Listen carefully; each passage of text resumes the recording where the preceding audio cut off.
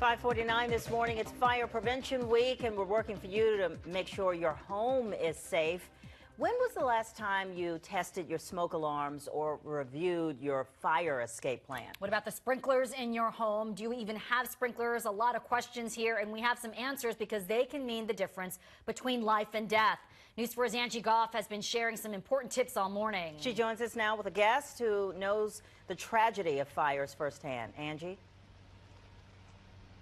Nearly 3 years after she lost her brother, her sister-in-law, and their 4 grandchildren in a horrible fire, Cher Grog is sharing her story, hoping that it will help save other families and other lives. It was a cold January morning in 2015 when News 4 Today broke in with coverage of a huge mansion fire in Annapolis. A bad electrical outlet had set a 15-foot dried-out Christmas tree on fire, the flames spreading rapidly, engulfing the entire house. Inside, Don Pyle and his wife and their 4 young grandchildren would perish.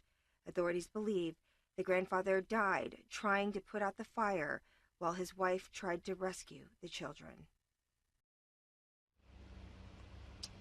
It was a devastating story, one that still shakes this area today. And joining me now is Cher Grog, the sister of Don Pyle. You have said that it's a pain that you want others to feel because you want them to feel something that they don't want so that they take action. You never thought that this would happen to your family. No, we never thought it would happen to us. I mean, it's not something you ever think will happen to you. My brother lived in basically a fortress. We thought it was a fortress. We thought it was invincible, and it wasn't. And he didn't have sprinklers in this fortress. It was a huge mansion, and they weren't required at the time? No, they weren't required at the time. They had smoke detectors that were wired to the alarm system, state-of-the-art, basically, and they thought that would be enough, but it wasn't. You have been able to take this tragedy and turn it into something that has been very impactful. Tell me about the outreach and your push for stronger sprinkler laws and the other advocacy work that you're doing. Yeah, well, actually, I was waking up at 3 a.m. most mornings because it was right before the accident would have happened.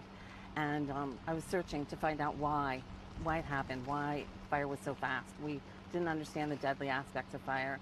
And I found Common Voices, which is an advocacy group that's really helped me to support my needs in order to do something, to reach out to people and give them the information that's necessary to know.